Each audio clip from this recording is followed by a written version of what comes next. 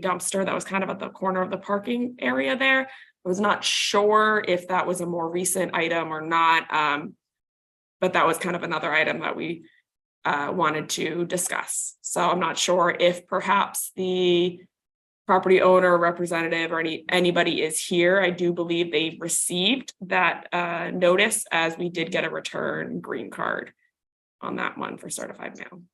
Before we check that, could you explain for the public what an RDA is?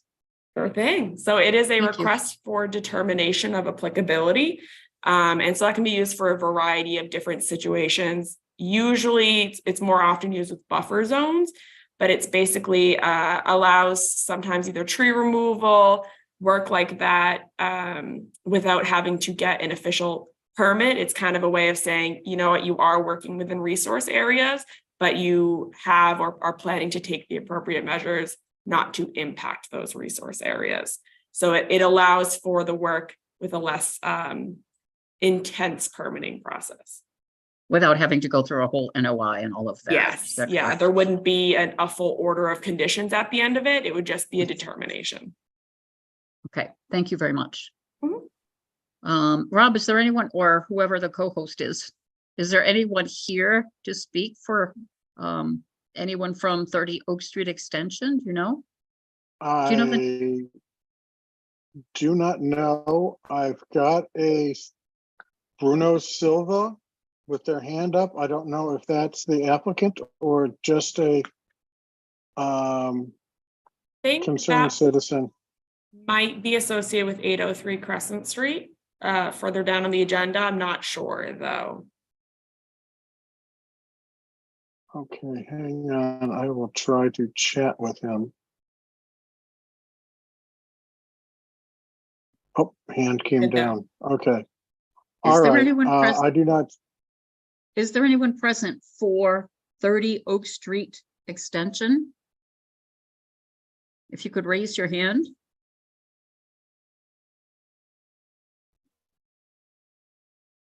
Elise, do you have any idea when the green card was returned?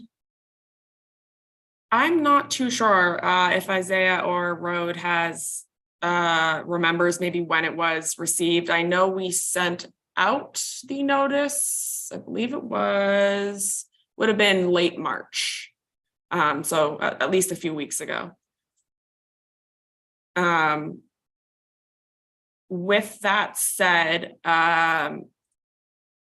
it's kind of up to the commission if they would like to give the owner another chance to come back at the next meeting, if you want to escalate the situation, or kind of what the commission's thoughts are on this. We receive it on the 19th. Okay. The 19th of April? Yeah.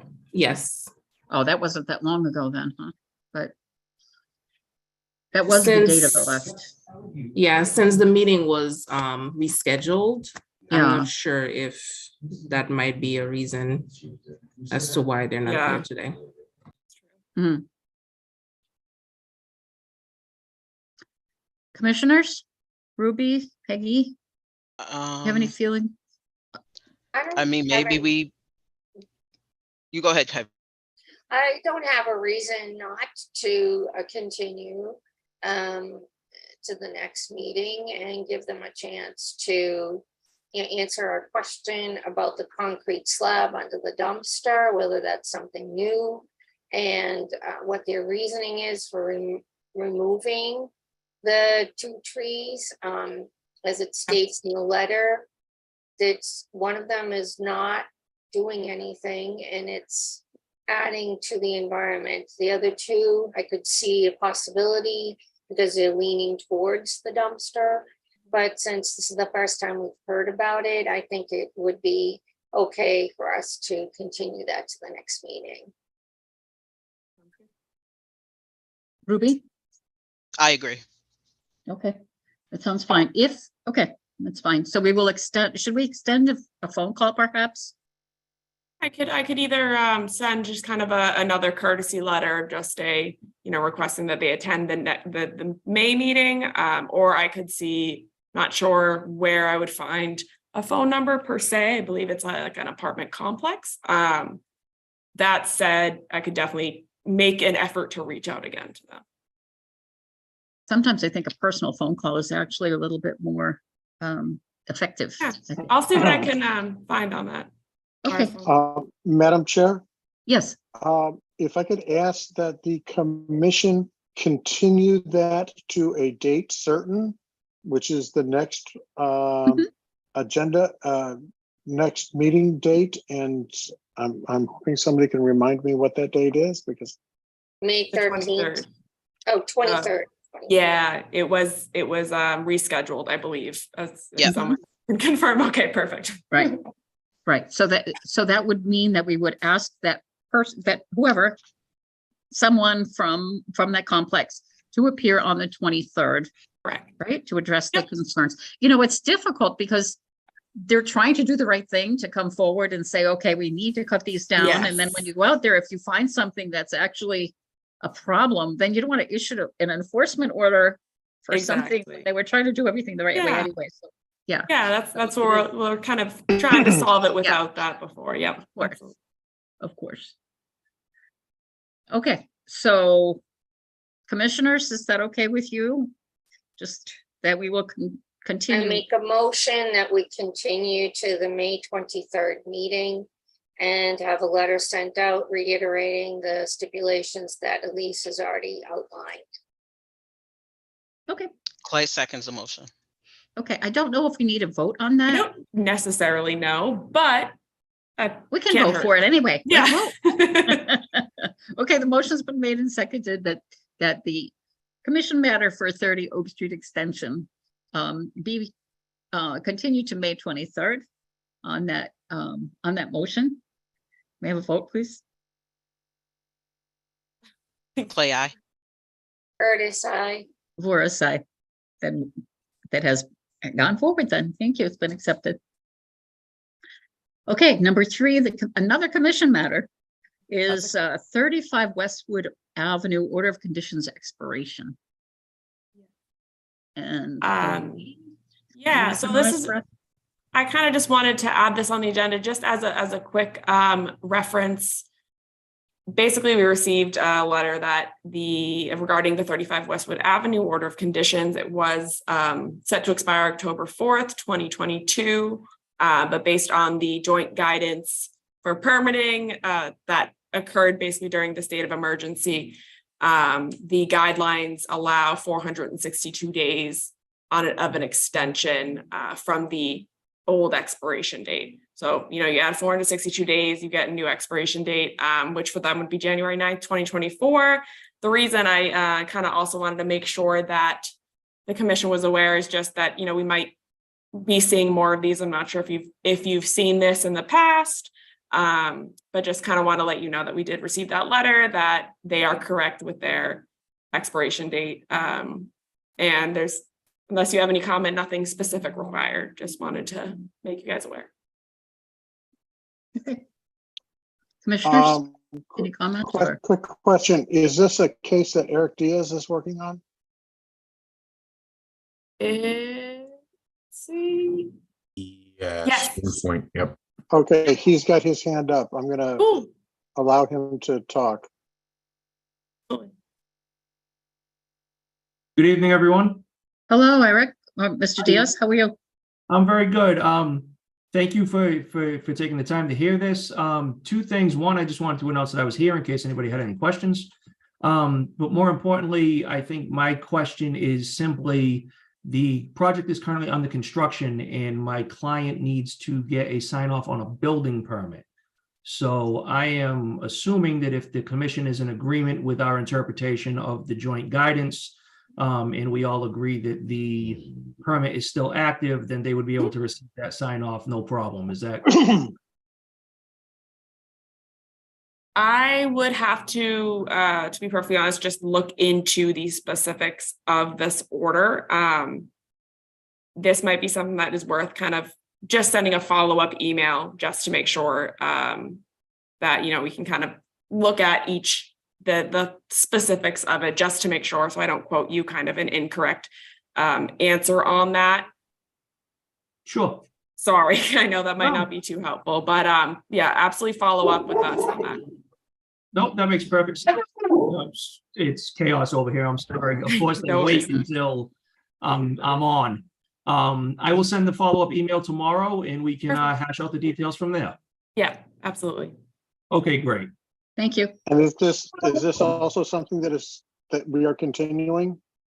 Nope, doesn't require anything. Just Doesn't a require note. it. Okay. So we will Thank you all determine very whether much. we are not continuing the decision to accept the extended expiration date. No, right? there's no continuances or anything Yeah. required. It's only Yeah. required when there's a public hearing. This is just kind of an informal discussion. And we will follow up with Mr. Diaz tomorrow, kind of regarding his other question on the permit. Okay. As far as permitting. Okay, thank Yeah. you. Thank you. The next discussion item is the Blackledge appeal. It's the Pleasant Street, Union Street, Easton, Brockton apartment complex. Joyce and I attended the onsite that there was for DEP with the applicant and the appellant, and we kind of all had our big fun discussion. So that was on March 16th, the day after our March meeting. And essentially what it boiled down to, and Joyce, feel free to add anything, but we're basically, the applicants are putting in monitoring wells as requested by the Easton Conservation Commission. So they've put those in. They're still waiting on some information relating to that. DEP is kind of on hold, as far as I am aware, kind of on their decision making, waiting for more information, and then they'll kind of let us know. I do know that the applicant did respond to the Hill Law Appeal letter with their own letter, kind of reiterating that they are doing the monitoring wells, and more information will follow. So that's kind of the gist. We're basically still waiting.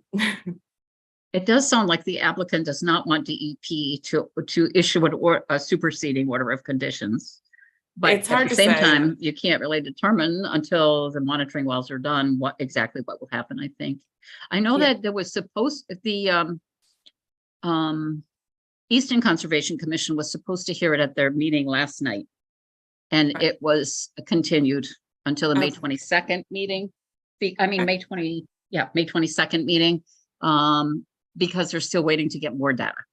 Yeah. So Yeah. So apparently I bet. what data they have so far isn't enough to make a decision. Yeah, so they'll let us know. Basically, we'll be provided with data as it comes from DEP or from the applicant. So we're still waiting at this point. That's all I got to offer you as far as Blackledge appeal. And I do believe, if you can correct me if I'm wrong, Elise, that if it's found that the water table is just too high and they have to change, that if they have to change the plans, then those plans will have to come before us once again for an amended order of conditions, and then we'd have to hear that. Yeah, more. yep. It would be another public hearing process. Yes. Yep, absolutely. Commissioners, any questions at all? Nope, you just answered. That was what I was going to ask. Would we have to, if any changes, would we have to do a whole nother public hearing on that? Okay, thank you. Okay, thank you. Kyle, any questions or anything? Okay. Thank you. Okay. And let's see. Do we need Another to make commission- a motion on that? Nope. No, I don't think so. There's nothing to do. Just an update. A good question. Yep. Another commission matter is a 2023 sewer system rehabilitation project. We might have skipped one. I believe. Oh, Yeah, the enforcement order. 803. I'm sorry. Absolutely. Hey. Number 5. Sorry. Fine. Enforcement order 803 Crescent, of course. Go ahead. Thank you. So basically, this is the enforcement order that we had talked about previously. It was for paving that occurred beyond the existing limit of pavement that was within bordering land subject to flooding, and plowing of snow into Beaver Brook within that 25-foot riverfront area. So this was one that Ms. Shave had issued back in January. We had difficulty kind of contacting the owners. As the commission requested, I did give the owners a call on March 23rd, and I spoke to Mr. Silva, and he had indicated that they had purchased the property recently, or actually in January, around the time that the enforcement order was issued. So we had basically issued the enforcement order to the previous owner, which is kind of why he had not received our efforts to reach out. So the phone call was kind of his first time being made aware of it. And so we had requested that he attend this meeting and to discuss. And I do also want to note that we amended the enforcement order to have the correct owner. So we will have to re-ratify that enforcement order at some point. We could do it now, or we could hear what the property owner, if he has anything to add, in case we want to add anything to or adjust anything within the enforcement order. So that's up to the commission on the order of ratification or property owner input. I think the property owner input would be important first, and rather than having to change anything afterwards, so it would be better. So, Mr. Silva. Yes, I believe I see it. Yep.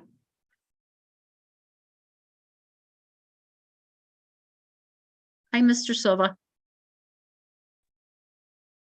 Oh, how you doing? How you guys doing? Fine, thank you. How are you? How are you? Yeah, good, good. Received the notice, but I wasn't aware what's going on with the property. Actually, a little bit. They were supposed to stripe the property. That was a request for the so I wasn't aware the actual extension towards the Beaverbrook until the property. We purchased the property on the 6th. Mr. And Silva, my guy that usually Mr. Silva, you're Breaking up a little bit.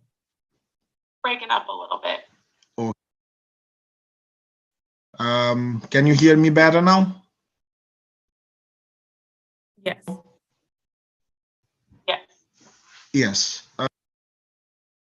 So the plowing of the snow that used to plow the snow in Dorchester for me, it wasn't much snow. We had to do a strike for the license commission, but unfortunately that day, so I asked my guy from Dorchester, he has no experience, so he came towards the river. Maybe it was a mistake. There was no snow after that. I'll not do that anymore, or have anybody just move it to the other side of the building. You know, Mr. Silva, I'm a little, you mentioned I don't know. something about, you mentioned something about stripes. Yeah, they have on the parking lot. They have to put the lines. Oh, yeah. Was that parking area the parking area that was of concern, Elise? Yeah, so basically, Megan had observed that the area had been repaved recently. I'm not sure when exactly. I'm not sure when exactly. Hold on, please. Hold on. There is a huge echo. Is everyone hearing this huge echo? Where are the technology people? Help. What was that from? Is it still there? Mr. Silva has got his phone and computer or something is repeating on his end. If he could make sure that he mutes himself, and I've got him muted now. So Elise, you were in the middle of stating something? Basically that the biggest concern from this was the parking area. So it was paved closer to the resource areas, closer to Beaverbrook than the existing condition. So it had kind of encroached. She did also notice the snow plowing. So I understand and appreciate his Mr. Silva's recognition of that. I think the bigger concern was the extension of the parking area that does require an after the fact filing. So my understanding is if you have a lot of pavement, then the interaction between the water and the pavement changes what happens at the wetlands, right? At the resource area. At the wetlands, right? At the resource area. Mr. Silva, do you have Yes. both a phone Mr. Silva, do you have both a phone and I'm your not using computer? my phone at all. I'm and just on your my, computer? you might, let me move closer to the router.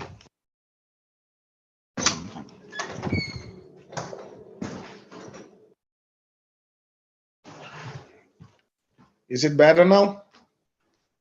It's great, Yeah. Can you hear me better now? Yeah. much better. Okay. Thank you. Yeah, I spoke with the previous owner. He was telling me to move the gas. A lot of those pavement was damp. He fixed it. He fixed some portion that was legally on towards the back of it, towards the back of the building. 6 foot long, 8 to 10 feet wide. That goes across along.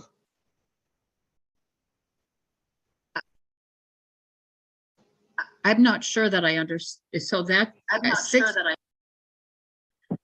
a 6 foot long by 8 foot Yeah. wide 6 foot pavement. pavement.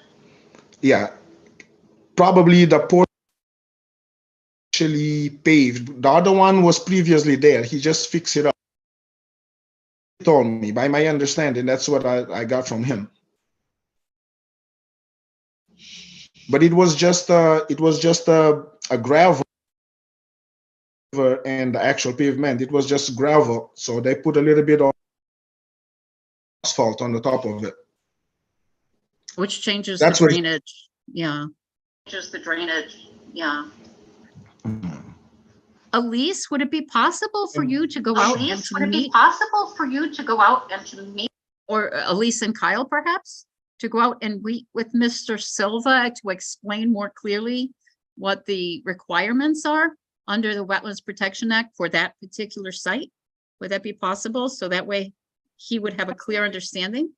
Absolutely. And perhaps, Mr. Silva, if you have maybe some either past photographs or something to kind of show and I mean, I'm not sure if you will, but if you do have maybe some past documentation or photographs or something from the previous owner that just shows kind of the previous limits versus what's there now.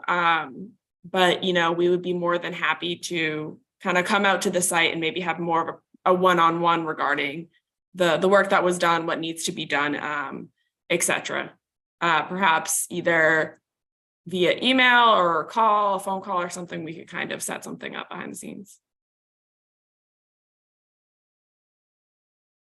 Him for, yes, I can have, he has some documentation. I can ask him for that. Okay. I have the recent one. I have it here with me actually. Is that Not sure something about the older one. is that something that you could perhaps you know, The- either the- you could perhaps you know, either sorry virtually send along via email or something? Yes. You mean now or afterwards? Oh, afterwards. Oh, okay. Yeah. Yes, that's And- possible. Okay, so Mr. Silva, I'm gonna dig a little bit and see what I can find about what the board. mhm, But just in case if we cannot find it of this type of situation. Mr. Silva, if you mute yourself for 1 minute, just so Mr. there's Silva, no if you mute yourself. feedback. Thank you so much. Um, yeah. So the question that I have is, was this particular site, since it's near a resource area, must have had an order of conditions at one time? Is that Not- correct? Not necessarily. It depends on when the lot was kind of constructed, depends on a lot of things.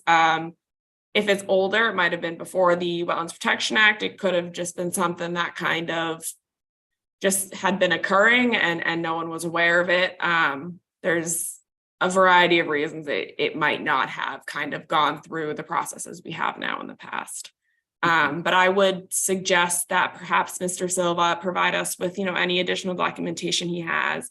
And if he's amenable to it, have us either kind of go out on site or maybe continue this conversation over the phone at another point when it might be a more productive conversation. And I think it may be easier for Mr. Silva to visualize what's Yeah. important as far as wetlands if you're physically present. And I'm willing to go as well if you want, I'm willing to. It's not necessary, but if you want, I'm more than willing to go. So Mr. Silva, is that something that basically we can give you a call, or if you send us an email, we can communicate that way as well?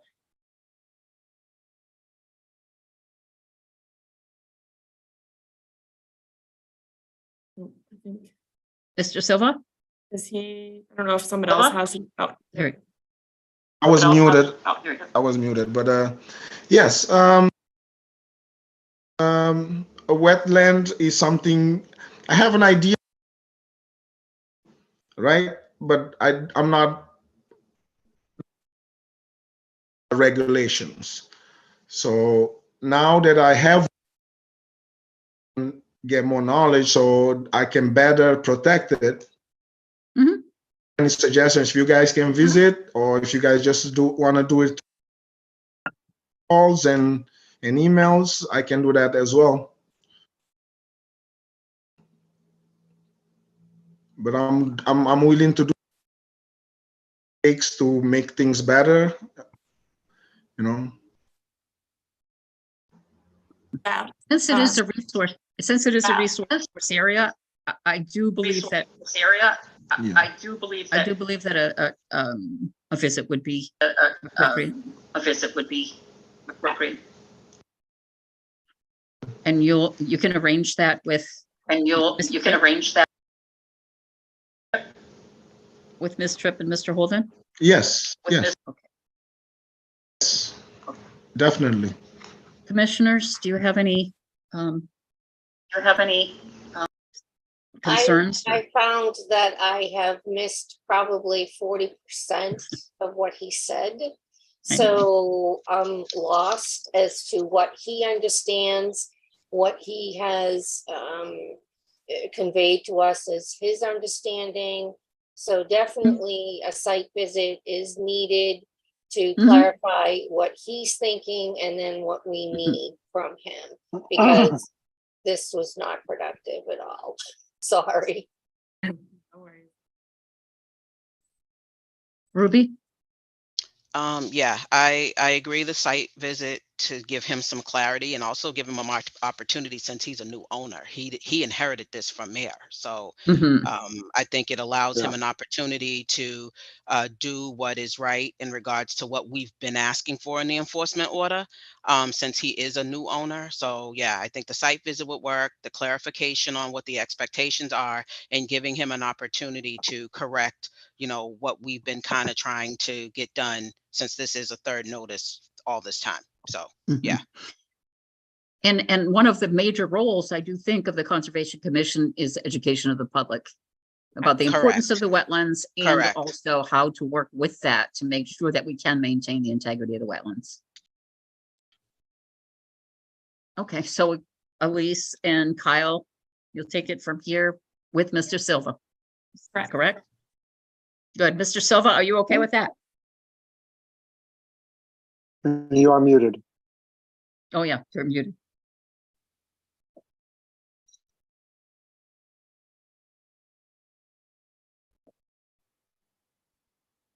Mr. Silva, are you still there? You're muted. Oh, yes. Yeah, I'm unmuted now. Okay. That's okay with me. That's fine. Great. Okay. Okay. Great. I agree. Okay. I'm sure we will learn more next meeting. Thank you, everyone. I'm sure we will learn more next meeting. Thank you. Thank you, Mr. Sal. Okay. And then before we move on, we just do have to ratify the amended enforcement order regarding this. Because Mr. of the Silva. different owner. Right. Right. Okay. So I do entertain a motion to ratify the amended enforcement order for 803 Crescent to reflect the second. correct owner. I'm sorry. Still hearing I echoes. second. Motion has been made and seconded. The vote, please. Clay, I. Curtis, I. Loris, aye. So we've ratified the amended enforcement order. Thank you. Now we can get on to the 2023 sewer system rehabilitation project, correct? Correct. So this one is also a discussion item, no motions or anything required. We just basically received notice from the DPW that they are undertaking a sewer rehabilitation project in a couple different locations across the city, some of which are within buffer zone to bank, as well as to bordering land subject to flooding. They did send us or send the commission a letter kind of as a courtesy, letting you guys know about the work. And it is exempt under the Wetlands Protection Act as a utility project. And they have employed erosion controls where possible and employed, trenchless technologies, the newer technologies to kind of make it as less invasive as possible. So just making the commission aware that we did receive that letter. Doesn't require anything additional unless the commissioners have any questions.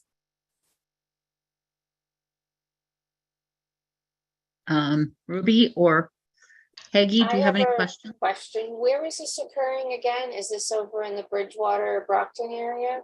This is a different one. Okay. Elise, do you Alright. have the ability to share your screen to show that? Or Kyle? I do. Let's see. So this one, it's kind of tough actually to share the screen on this one.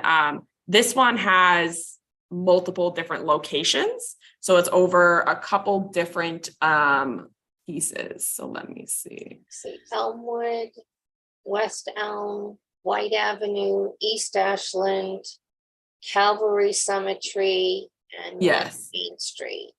Yes.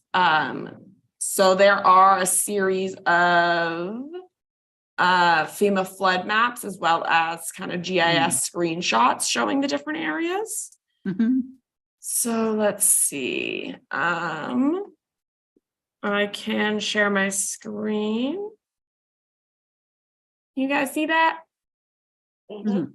All right, so I know it's sideways and I don't know that I'm going to be able to turn it. Excuse my inability to use technology. But there are, so it's basically kind of spot areas, a couple longer sections. We have, let's see, a couple areas. This one might be within the bank area. And we also have. That's near Ellis Brett. Hmm? That's near the Ellis Brett Pond. Oh, yeah, yep. So it's kind of a couple different locations. I think they said 8 were within jurisdictional areas. Everything else was just around. But so this is another one. It's all within existing roadway though. So yeah, I apologize. It's not a super helpful sharing on my end. I'm curious as to who chose these streets and why they were chosen. I think it's just out of kind of necessity. So it's repairing existing damaged infrastructure. So I think they probably did maybe a survey, kind of looked around and saw what areas either had cracks or something kind of similar to prevent any further damage or. Are these worse. also the 100-year-old pipes or the sewer pipes that they were talking about earlier this year? That's a great question. I'm not too sure. It doesn't say anything specific regarding that in the letter. It just says it is some sewer spot repairs 12 to 18 inches below the surface. Mr. May, is there a new sewer commission now? Is that correct? Or is this There's a new stormwater commission. but stormwater? This is commission? all, this Okay. is sanitary sewer. So that's Okay, so different. this is straight DPW. Yes.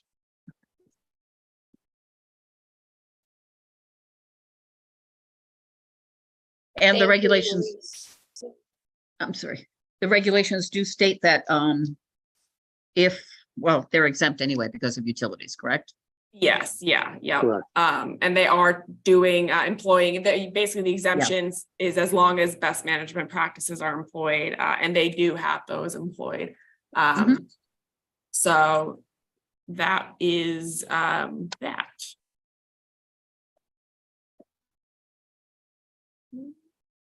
Okay. I did have a very quick question though. There was a mention in our last meeting that Peggy brought up about the East Bridgewater, Yes. the East Bridgewater one. And there was some mention there about whether or not an RDA should be requested of East Yeah. Bridgewater. What happened Yep. with that? Yeah, so basically, the commission had asked a comment letter be sent. So unfortunately, the comment letter was not sent out within the time period. With that said, basically I kind of advised or suggested requesting an RDA. So the work that is proposed is exempt under the Wetlands Protection Act. I find as far as for the commission's best interest that requesting an RDA or something similar of that sort can just be a benefit as far as making sure that certain best management practices like erosion controls, et cetera, are employed.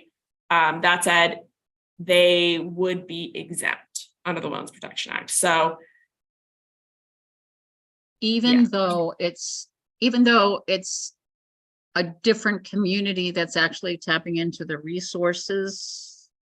yeah, And so the Wetlands Protection Act isn't as concerned about, because that was just the sewer installation. So it's as far as kind of in between the municipalities is less of an issue. So of course, each work within each municipality, would have to be approved for whatever work is in that municipality.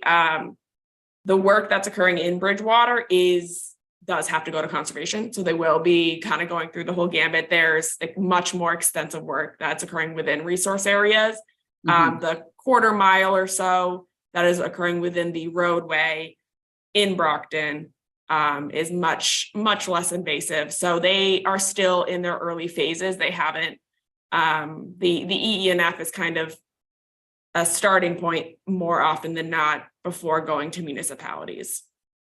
Kind of a way to get comment and such. So apologies that was not sent out in time. On the plus side, it is not something that is going to necessarily result in unauthorized work, if that makes sense. yeah, I just would love to make sure that they are doing it according to, Yes. required standards. Yep. And that can be something that, I can kind of keep an eye on as they move through other approvals and kind of, get through the process. So if you like, I could kind of check in on that or still kind of, provide a notice or of sorts if the commission would like. Yeah, that would be appreciated. Yeah, absolutely. But thank you. Peggy, Ruby? Again, this is all commission matter. Do you have any questions or anything, any comments at all about the East Bridgewater? I know it was kind of last month's agenda, but I know in the minutes there was mention of something Nope, else. So- I'm good. Yeah, no, it Okay. makes sense. Yep. Okay, good, thank you. Let's see. The We next one need would be, to vote or anything on that matter? No, it's just. no, I don't think so. It's just informational and FYI? it's, yep. Okay. Mhm. Yep. And let's see, the next one is Pleasant Street, which has been continued, correct, to May Yep. 22nd. So that one we don't have to worry about. Notice of intent. The next one is 940 Belmont Street, VA Hospital. That one was also continued. 90. Oh, it Continue was. to May. Wow. Yeah. That's right. Yep. That's right. Oh my goodness. I know, Wow, right? that really shortens our agenda, doesn't it? Okay, good. Okay. That's been, it seems like that's been going on for quite some time. Yes, that one on Belmont, Beta did do a third peer review relating to stormwater. So that was something that they had done. It is uploaded in the commission's drive, and I believe that they are just working on responses to that. Okay. Okay. Yeah, because there were still some outstanding things there. Correct. Yeah. Beta's letter did note some outstanding stormwater concerns for the most recent revised plans. Okay. Thank you. Then that will bring us to number 9, which is the enforcement order, notice of intent for Claremont Avenue, map 180-1042. So that was an enforcement order for that huge, I guess it was a, huge site. Yes. I believe Mr. Grady is here for that as well. I'm allowing Mr. Grady access. Perfect. Hear me now? Yes. Yes. Great. Thank you. Do you have video also, Mr. Grady? Yeah. Yes. I don't see that I can screen. No. I don't see that the video button is available on the Zoom here. Oh, I can screen share if you want, but I don't see that either. There you go. Promote Okay. the panelist. Good. Thank you. Thank you, Rob.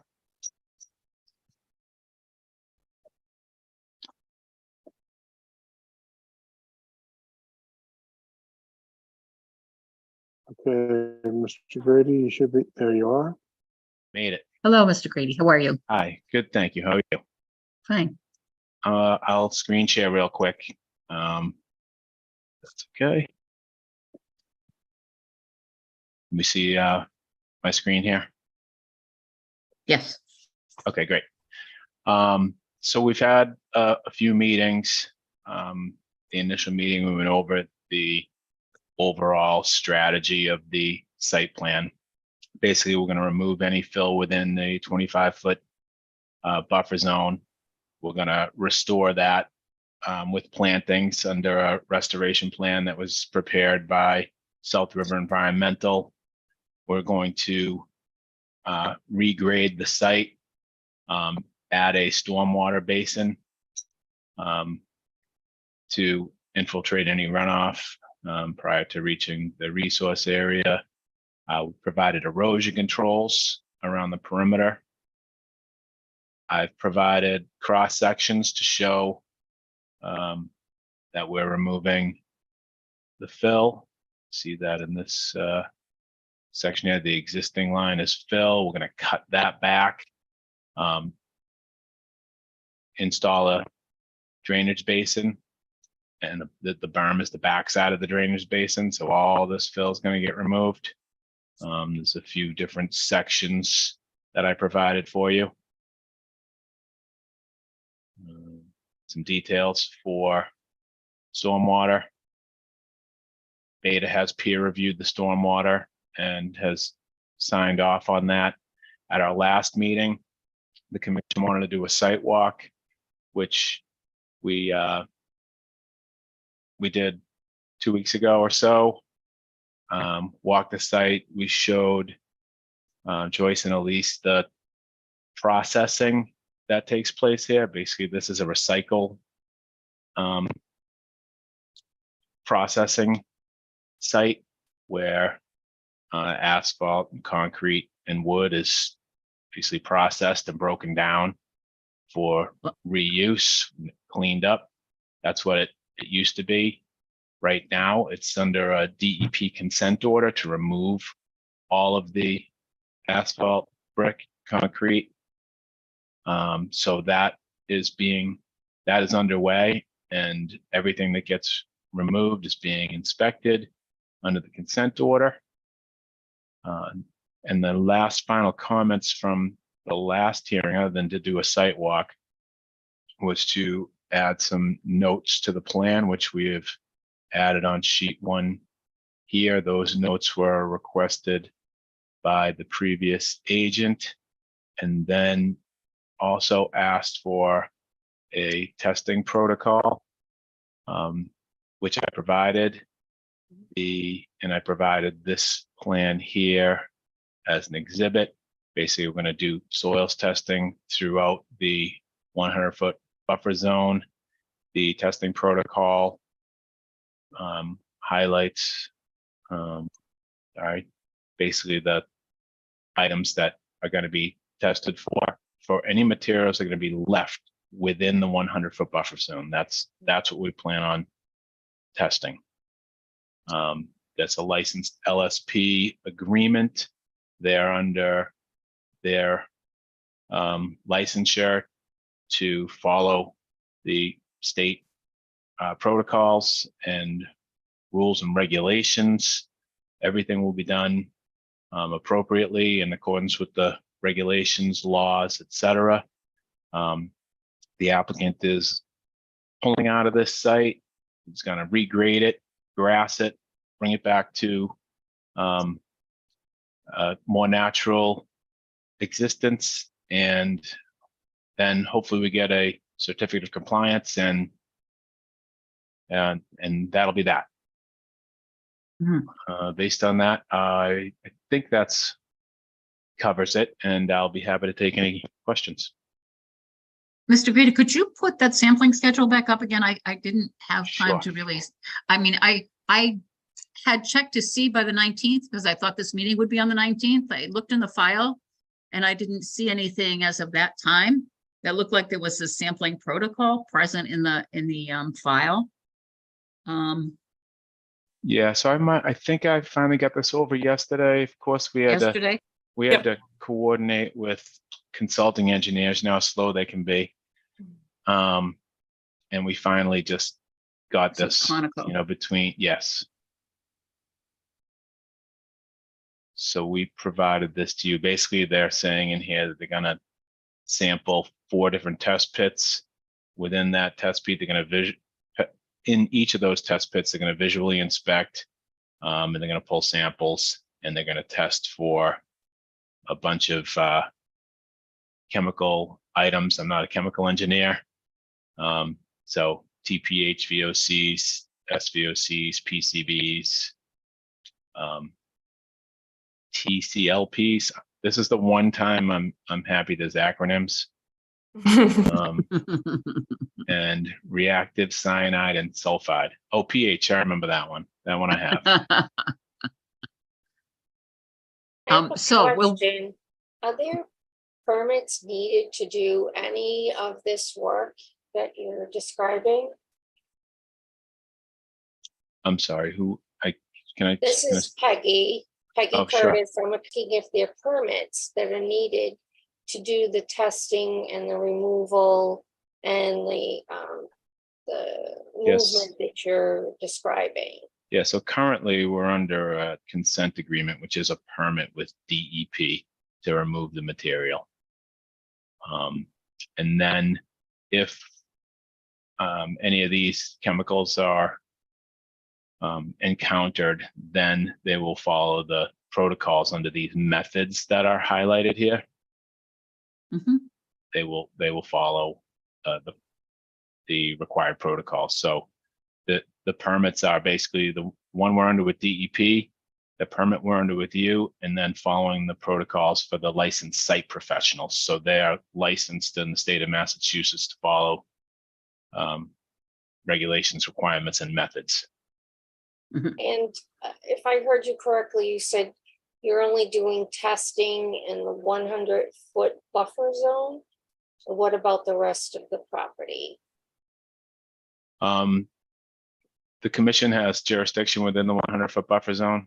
So we are permitting with you. So therefore, we're providing you with assurance that any soils that remain here are clean.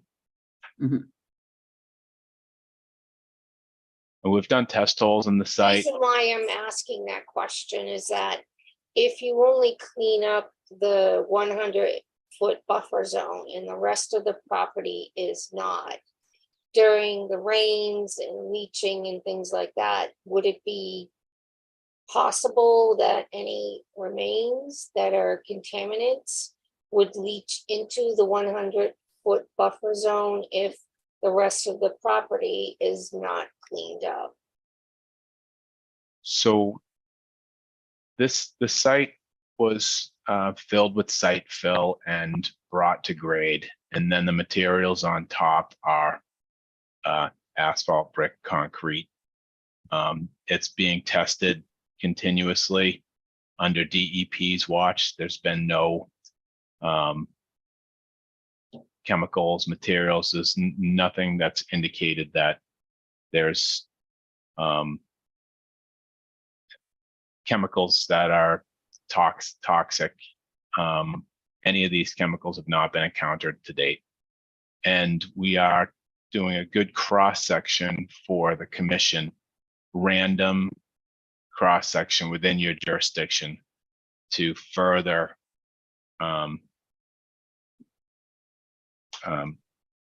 prove that the material that's there is site fill, not toxic chemicals. How deep will those test holes be? So Do you know? we're going to excavate down to, it says 12 feet. That should give us plenty of depth based on these cross sections. Hold on, 6. But those berms are higher than that, right? I mean, Yeah, but remember, we're stripping out a bunch. So we're going to strip it down to here, okay. and then we're going to dig down to natural occurring material. So we're going to dig through until we hit natural material and test that profile. So remember, we're taking all of this out, and we're not going to test anything until we get down to this elevation, the proposed elevation. And when do you expect this to be done by? So the DEP was supposed to get all the asphalt, brick, and concrete that's piled on the site out within 6 months. So that's supposed to be June. The rest of the site, I mean, typically there's an order of conditions for 3 years, but I think, depending upon the timing of planting seasons, et cetera, it's hard to say. So I'd like to think they could have it stripped and down to grade and get that testing by the fall planting season. But if they miss it, we don't really want to, we'll have to wait till the following spring to try and time that.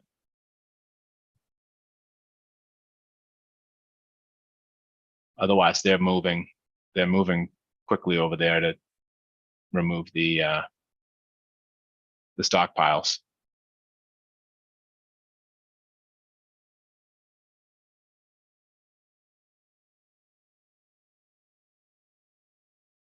I personally feel as though we've just received the that requested soil testing protocol, and personally I don't feel comfortable with closing, but I'm not sure how anyone else feels, or I'd like to know more about the timeline. Is the property removing these materials by selling them, or are they removing them by dumping them somewhere else? They're removing them from your jurisdiction. And they are following DEP's approval or their consent order. DEP has ordered them. And I believe that came about through the city's urging and various permitting layers. That So kicked in what, DEP.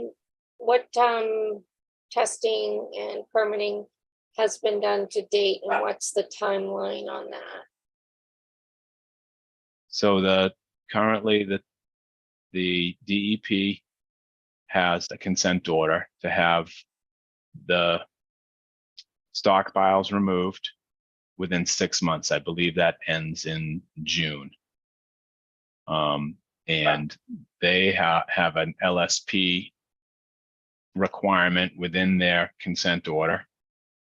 So that licensed site professional is inspecting the materials and looking for anything that appears to be a potential hazard source. And that's just part of their procedure. And there's been nothing flagged to date. So basically, they're also doing is crushing concrete, brick, and asphalt at this point and removing it. So why is it taking so long to do this? Why till June? It's a massive site. Yeah. It's a massive site. If you are on the site, you could see that they're really moving pretty fast considering the volume of materials. And what kind of protections are being taken when they remove the materials? Are there any needed? Are they going onto dump trucks and then brought to a DEP approved place? Correct. Or is that not out Quick of our question. Mr. May? I believe this may be outside of your jurisdiction. It is. Role Yeah, as yeah, wetlands, it's outside so- of the wetlands part. Yeah. Yeah. Our agree. jurisdiction is really relating to this is just relating to the enforcement order for the areas within 100 feet of the bordering vegetated wetlands. Right. So we did receive that, as Mr. Grady said, he did provide the 2 agent comments that was requested from Ms. Shave's last agent report, and they did also provide the fill management plan that was requested by Ms. Shave, and that was provided yesterday. So, that's at the commission's discretion as far as how comfortable they feel with having had time to review it. I will say that they have provided all of the requested material at this point. However, understandably, the time to review it is up to the commission, but I did want to share that with you. I am going to ask both this applicant and any future applicants that if they have reports that require the commission's attention, that they be delivered no less than 10 days before the commission meeting. So make sure that the commissioners have an opportunity to read and digest that information. At least a week. Yeah, certainly. Yeah. Yeah. Understood. I got it to you as soon as I obtained it. Yep. Sure, that's fine. I'm just making a blanket statement here. Yep. You're not the only one. That's appreciated. Really. Okay. Ruby, do you have any questions? Yeah, so for me, I would like to review the documentation that was provided. So maybe we move this to the May 23rd meeting or something, so Continue. that we have to, continue, so that we have the appropriate time, that's like Rob just said, to go over what and digest it and come up with any questions or concerns we may have with what we have, so that we can move along properly. I just have one additional question too, just because of this whole concept of a soil testing protocol, with a schedule. And that's fine. But what happens if during your fulfillment of that protocol and while you're following that schedule, what happens if you do find things that are hazardous? Then does that information come to the commission, or are you just legally held responsible to make sure that you take care of that? And we just assume, just say, for example, we said, okay, we're going to close it and we're going to, sign off on an order of conditions, enforcement order is done. Yep, the How does that LSP is, work? the LSP is under licensed requirements to follow EPA, DEP, and chain of custody protocols. They need to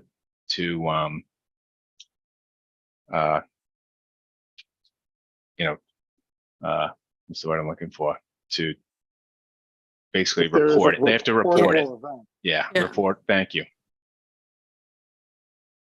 And they would, okay. I'm sorry, I just have never come up with this before as something to consider. So it's Sure. completely an educational opportunity for me. Yep. I appreciate it.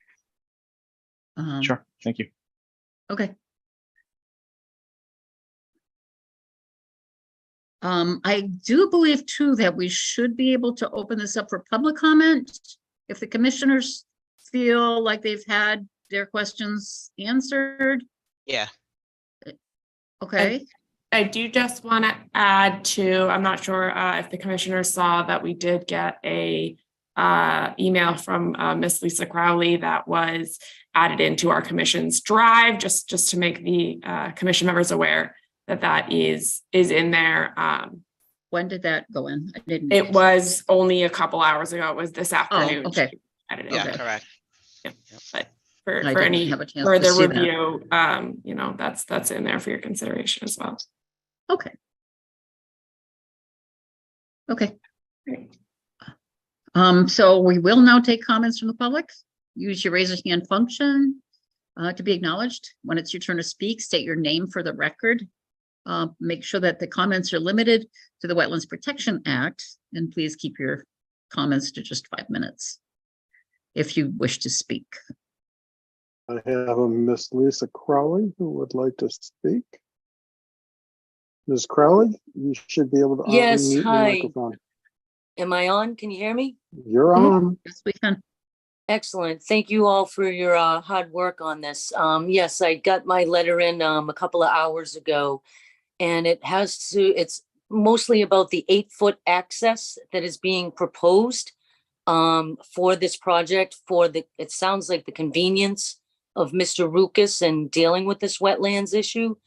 I'd like to know more about that 8-foot access, as well as I wrote my letter to illustrate and outline all of my concerns for any kind of access other than the Howard Street gate.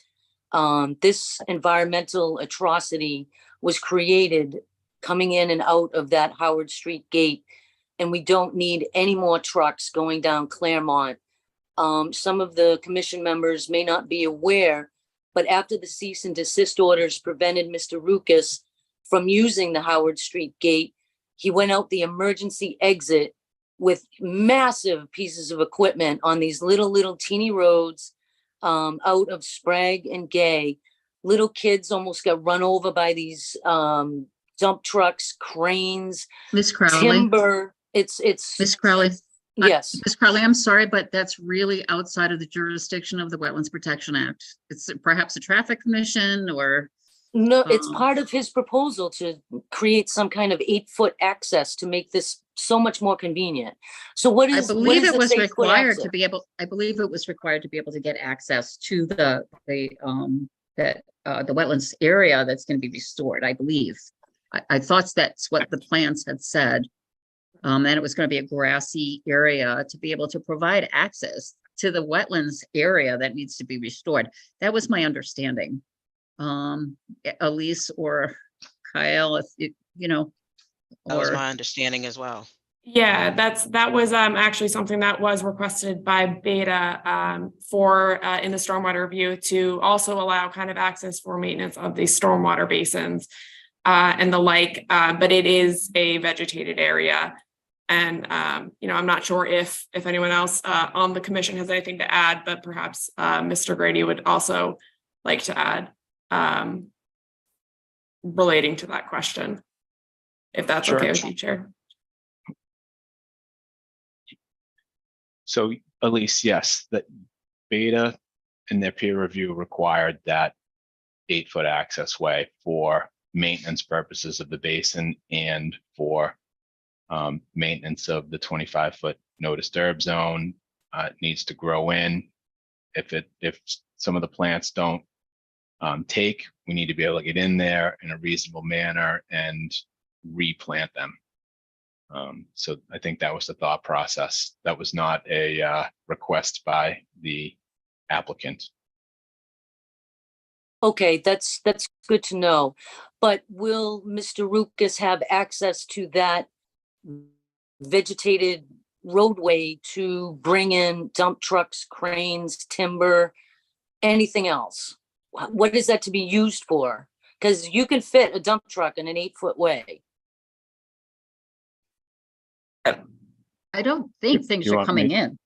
Go ahead, Kevin.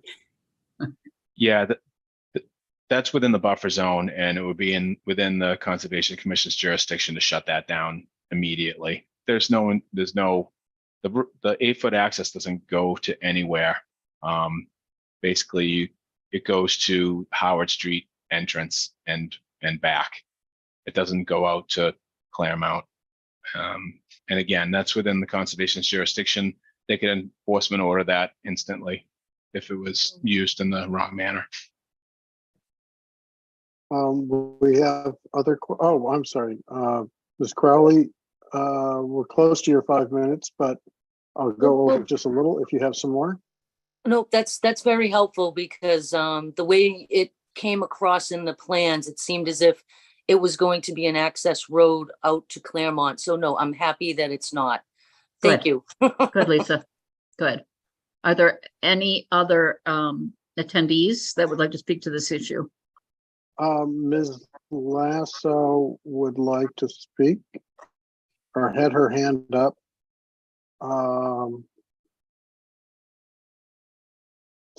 So Ms. Lasso, you should be able to unmute yourself now. I did. Thank you. Good evening, everyone. How is everyone? Fine, thank you. Thank you for taking the time to hold this meeting after all of the delays that we've been going through and experiencing, and my friends and neighbors living through this nightmare. I'm very concerned about everything that's going on here, but most importantly, allowing that 8-foot entrance in Claremont.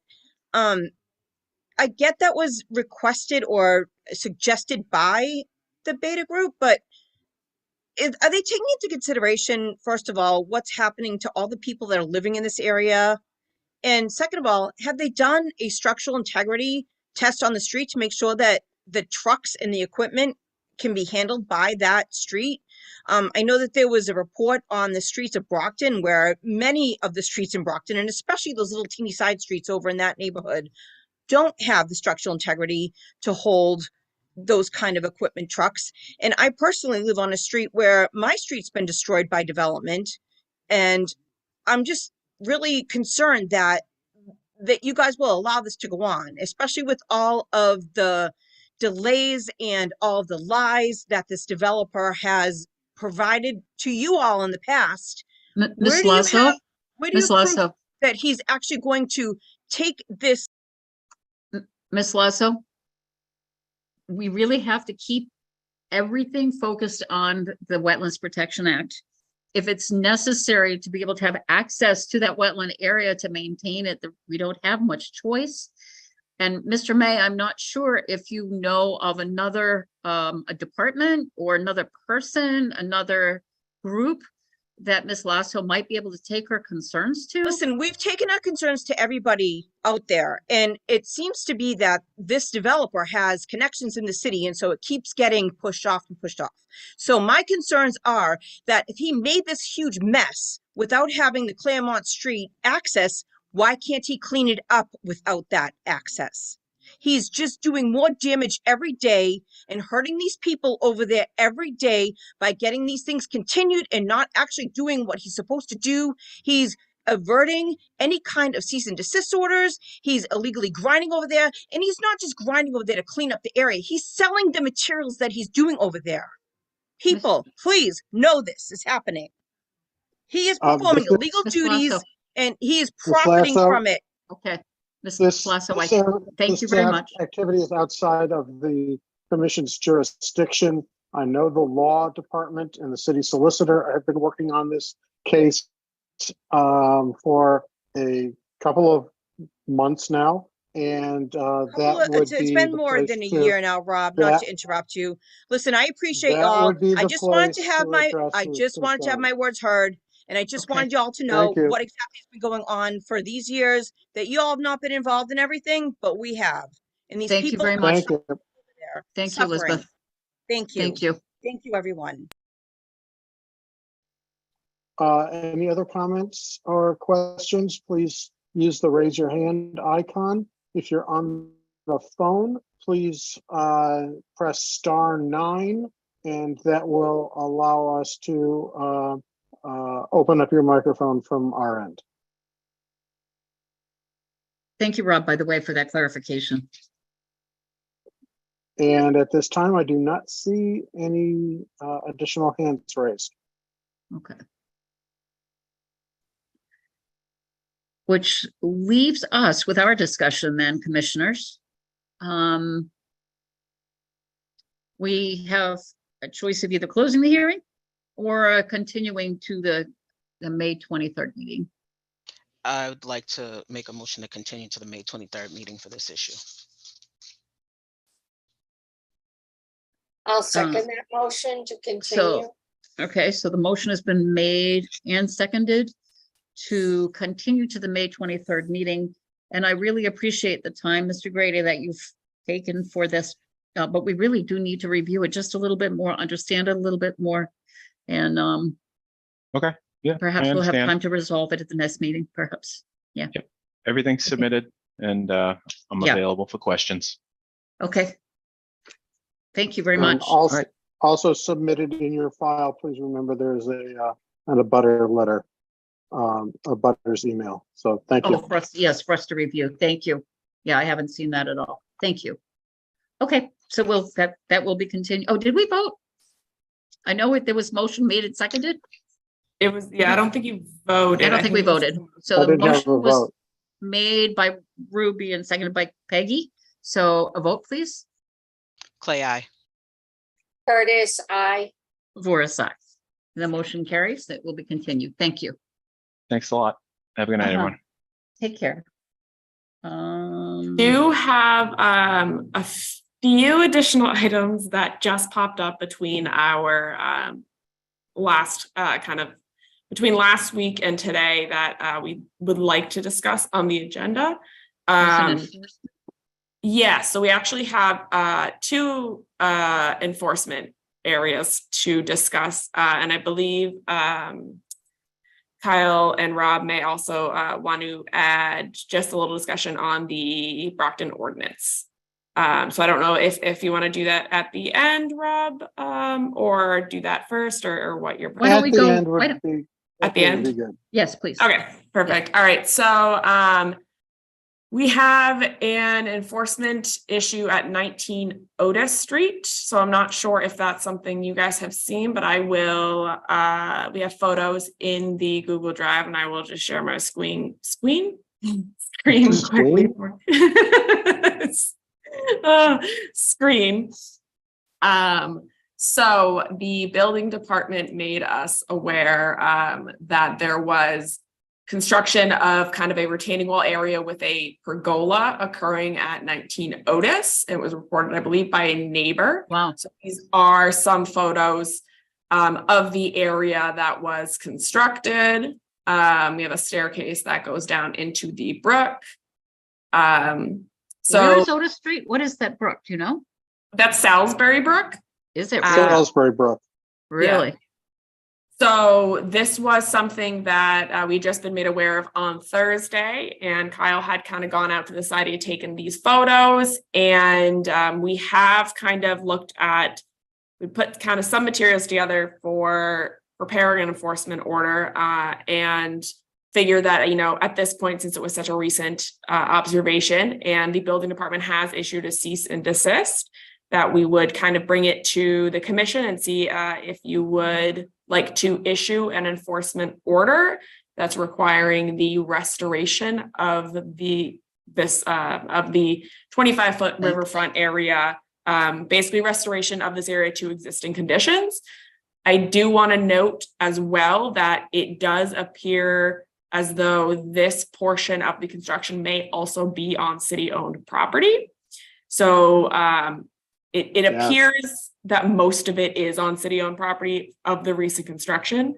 So it would basically be a enforcement order requiring the restoration of this area to existing conditions. That would also be inclusive of a surveyed plan to kind of determine where the property actually is in relation to the completed work, as well as having kind of a wetland scientist or, you know, equivalent professional employed to determine what resource areas are present and how they were impacted. And ultimately, this is not something that we could do an after the fact, say, filing or permit on, as this work is not something that would meet the performance standards under the Wetlands Protection Act for any of the resource areas that are present. So this would be some a enforcement order requiring restoration. So I wanted to make the commission aware of that, and yeah, if you have any questions. And you said it's predominantly on city land, but it is not, this is not a city construct, I assume. Yeah, correct. It appears that it, from aerial footage, it appears as though I can tell that Salisbury Brook is on the city-owned land, so at least a portion of this construction is as well.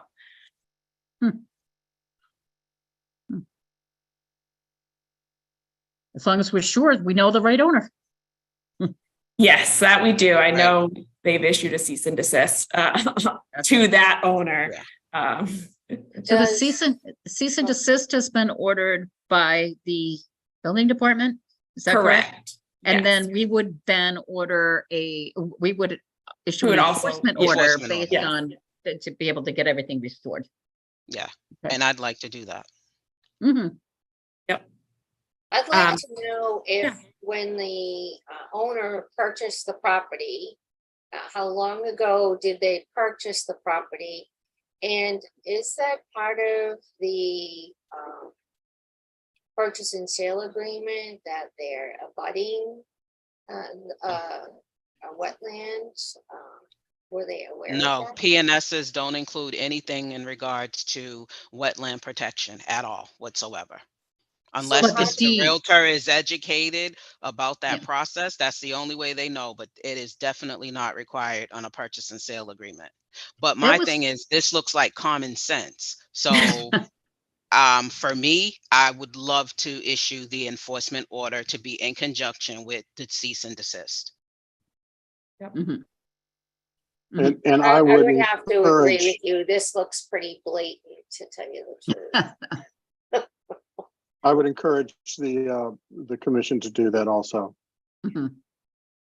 So I would make a motion to. Could you show the picture of the ducks while we're here? Of the what? Oh yeah, there is the ducks that were these ones. They made ducks. Oh, I thought you said ducks. Oh, I thought you said ducks too. I like the ducks. They clearly knew that this was not waterfront property for them. So yes. At the end of the day, we definitely this is absurd to Look at major waterfront property. I guess that was the thought process. Oh my goodness. Wow. Yeah, these are all the photos I have on this one right now. Yeah. I'd like the guy to do the construction of my house. It looks nice, but not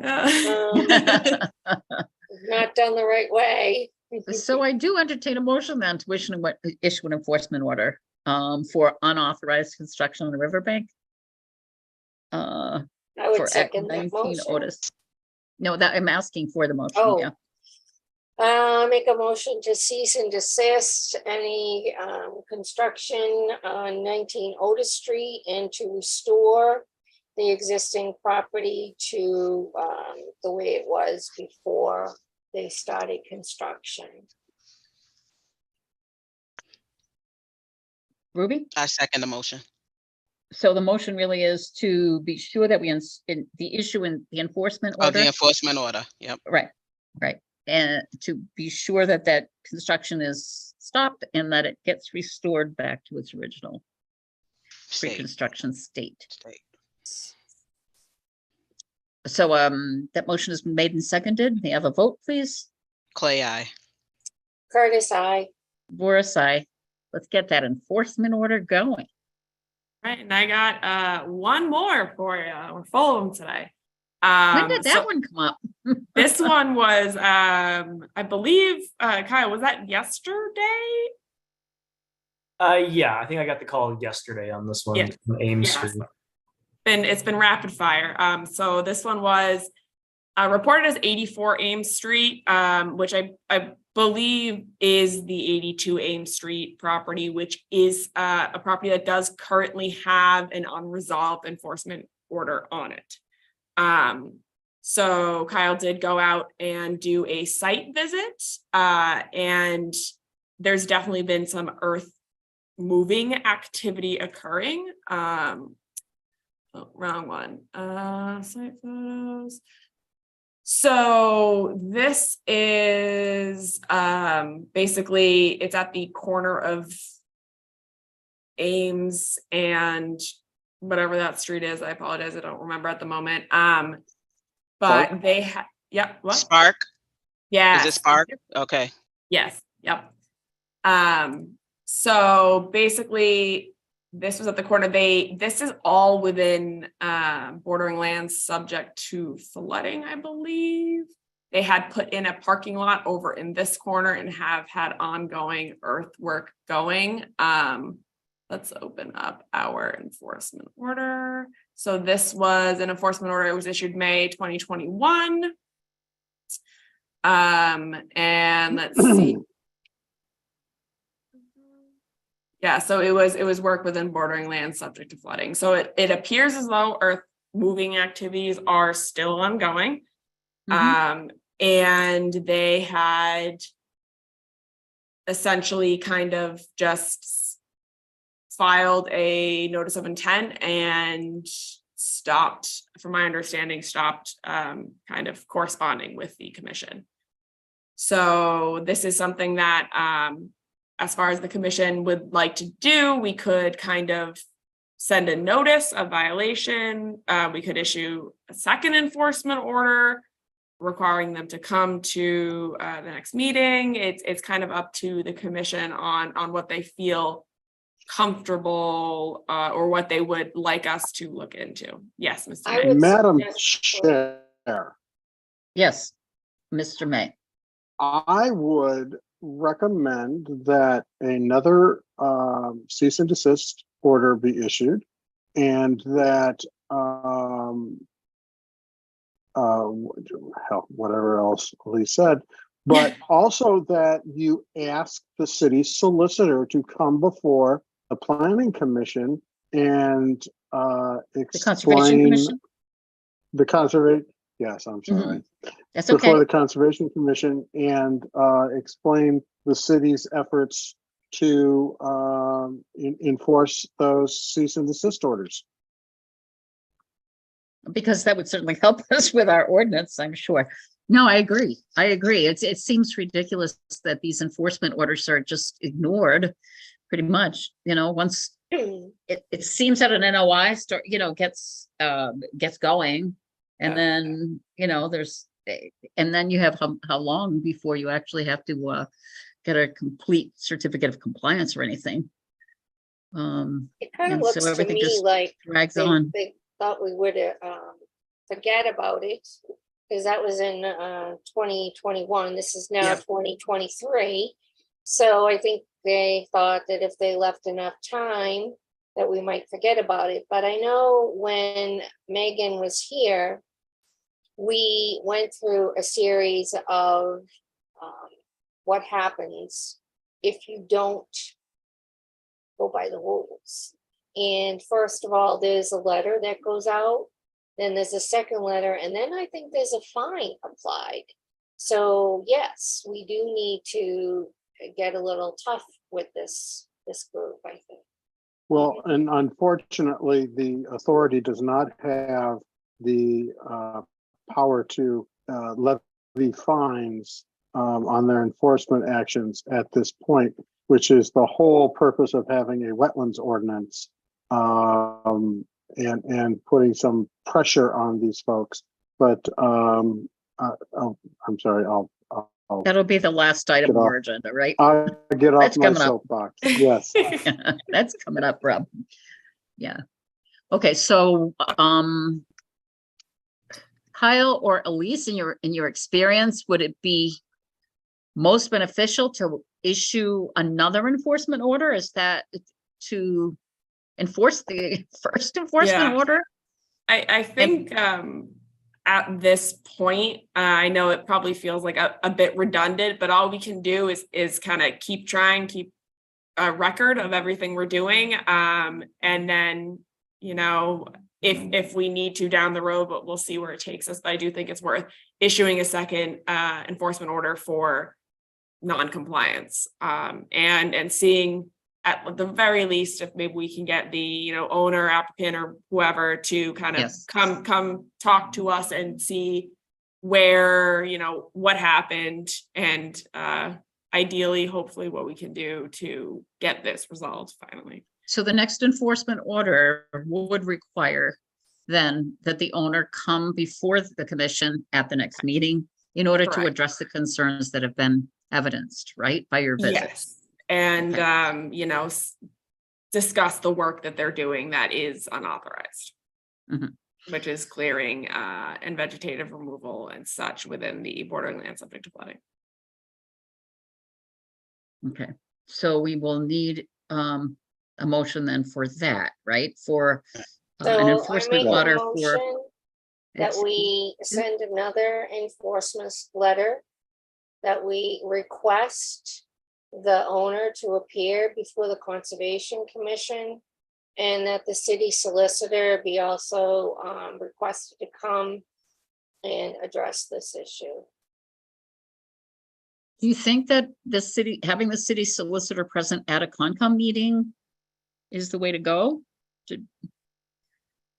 I do, because the enforcement orders, I mean, we're issuing them, we're doing what our process is supposed to be. Somebody's got to explain how do we hold people accountable with the cease and desist, since they manage that. So, I mean, I think having some insight into what that process is, and then them understanding what our process is, we need accountabilities. So I guess that might be the only way we can get the information, or at least get some concise feedback on exactly what the expectations are from us and for the city solicitor, so that we understand how we kind of meet in the middle with these infractions. Mr. May, do you normally send, once we have enforcement orders and they've gone through several rounds of, okay, they're really not doing anything, then does that entire case just get sent over to legal? Oh, yes. That the entire, and it just sits there? Or I had read something about there not being enough. Go ahead. Sorry. Well, I'll just say that they are sent to legal. They're sent to legal. But then we don't ever hear anything about what's happening with them. Is there? Okay, why don't we just invite them? That's fine. That's a good thing. I mean, perhaps we could even do it as towards the end of the agenda between us and legal, so that way it's, or not. Figure out the maybe order of the agenda, kind of sometime on the in between. Yeah. We can discuss that too, you know, offline. It could be a commission matter, certainly not tied necessarily to just one enforcement order, but just make it a commission matter perhaps at the end. So that way people that are hearing that are here specifically for other things don't have to stay. They don't have to wait, but they can stay if they want to hear it. Right. Right. Does that sound reasonable? Yeah, May? sounds good. Okay. Yes. Okay, so do we have a motion to issue? I had a motion. And I'm We didn't have seconding a the second. motion. I'm seconding the motion for the enforcement order for the non-compliance of 8284 Ames Street. Okay, so the motion has been made and seconded to send out another enforcement order for 8284 Ames Street. That motion has been made and seconded. Let's take a vote, please. I just Clay, want to aye. add that there is a request to appear before the Conservation Commission included in that letter. Yes, but I Correct. think that should be separate from that enforcement order, because it's not just that enforcement order that the legal department Fine. signs. I mean, do you know what I Well, mean? wouldn't we request an owner to come whether or not the enforcement letter was sent? Isn't that also a requirement? Yeah, Yeah. So it can be a separate request or it can be a part of the order. I'm sorry, Peggy. my you- motion was that it was part of the order. Yeah. That the owner is, Yes, yes. Oh, The okay, I'm owner sorry. Comes before the Conservation Commission. yes, absolutely, absolutely. Okay, that's fine. I was thinking legal department again. Oh, yeah. I'm getting them confused. I'm sorry. Okay, so the motion has been made and seconded, that the owner be notified to come before the Conservation Commission at the next meeting and for a second enforcement order hearing. Okay, so a vote on that. Clay, aye. Curtis, I. Laura, aye. The motion's been made and carried. Which brings us to the last commission matter, I assume.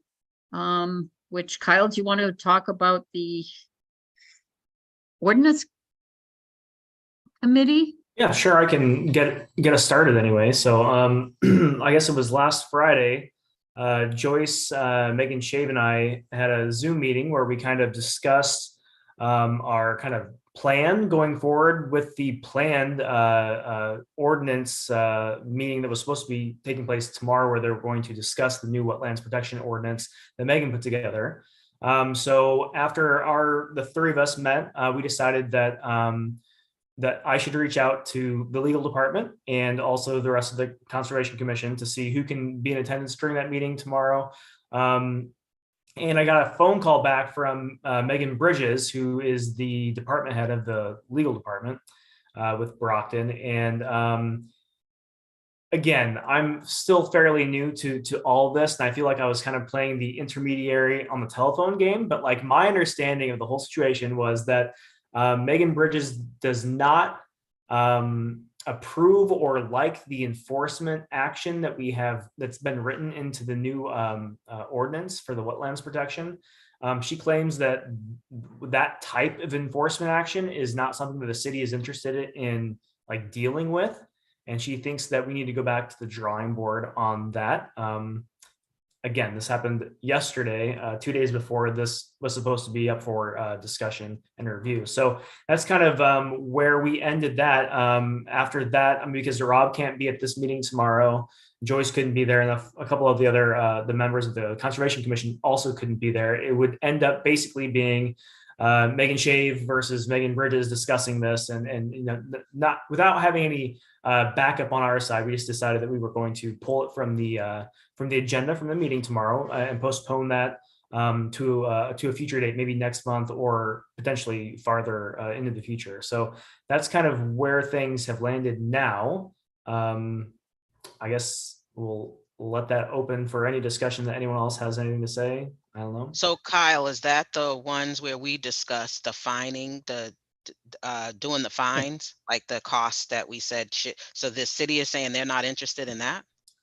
Yes. And so I have not really spoken to Megan Shave much since then, but I think Joyce, she sent us an email very late in the day today where It was late, Megan suggested that that the city of Brockton actually uses that same enforcement action. It's part of their like sound ordinance. And they use that to enforce the city's sound ordinance. So why that mechanism is not appropriate for the wetlands ordinance, but it's okay for the sound ordinance, is a question for the legal department, I think. Correct. That would make sense, because I wouldn't understand why that wouldn't be. Again, how are we holding people accountable if we're trying to protect the wetlands? Sure. And when I was speaking to Megan Bridges from law, I kind of asked her that question. And again, I'm very new to this. I'm not exactly sure how things have been happening in the past, but it's kind of my understanding that, as we've talked about tonight, when we have these enforcement orders that are ignored over long periods of time, they do just get kind of lost in in legal. And Megan Bridges assured me that since COVID has hit in 2020, they've staffed up their legal department from 3 employees to now up to 7. So she made it seem that they have the capacity apparently now to operate within the existing not really city ordinance, but with the existing framework put out by the Wetlands Protection Act, supposedly. So again, that's something that we can ask when she comes before the board next. But there's no enforcement within the Wetlands Protection Act, the state Wetlands Protection Act at all, right? There's Not no, at the municipal level, really. Yeah. For any, like, the municipalities can't levy fines without having the ordinance. So, Right. that's right. it would be something that would have to be escalated to DEP. So yeah, you're correct on that. But I thought Megan said that she fashioned our stipulations based on other cities and towns and what they have Correct. done to Correct. enforce their orders. So this isn't something that's impossible. And And Peg, Brockton is a city. and Peggy, I do think that was also reviewed by the legal department before it went to the ordinance committee, was it not, Rob? What, didn't the legal department have to go take a look at that before it went to ordinance? Yes, ma'am. Okay. Thank you, sir. I'm walking So a I very guess, tight line. so I guess my concern is, what's the difference from it going to legal when Megan presented it to her having it now? I guess what's changed? And I don't know, I'm confused. I don't care if it goes to Confused and legal. disappointed, but I mean, I guess if they reviewed it and said it was okay, what's the difference now? Yeah, and I'm not sure, so that's another question that we could ask Megan Bridges if she comes and attends the next meeting.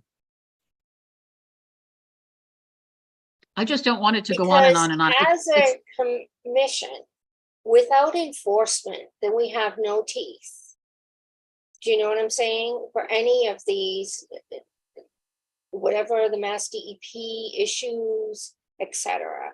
So if you're an owner or a property owner and you're bordering wetlands and you know that your city is not going to enforce, then you build steps right down to the river and you put and you put a little deck right there and you can put your little lawn chair there. Exactly. That's my point. And they will know this, and then our whole conservation commission is moot at this point, So yes, we need some teeth. Okay. So the only thing is, I hope it doesn't go on because we talked about this whole ordinance thing, I would say a year ago, and then it seemed to just kind of disappear for a while, and then it did come back. Unfortunately, Megan was gone, and she had been like the primary scribe of the entire thing, I think, and that makes it more difficult, I think, a little bit. But then again, maybe not, because we can take it up anew. I just don't want to put it off too long. I wouldn't want to see it postponed 6 or 8 more months and then have all these other enforcement orders that are coming up and not being followed through. Yeah. We'll see what happens next month. And the other thing is the ordinance committee lets you know, like maybe a week and a half before that they're having a meeting. It's like, I would love to go, but I do need lead time to make sure that I'm able to get there, especially since they're in-person meetings. For those of us that are volunteers for such things. Our pay grade doesn't allow us to be readily accessible.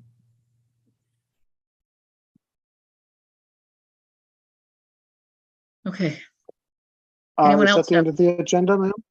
That's what I was just checking. Does anyone have anything else that they'd like to discuss or bring up? Or welcome, Kyle. Woo! Yes, thank you. Excited to be here.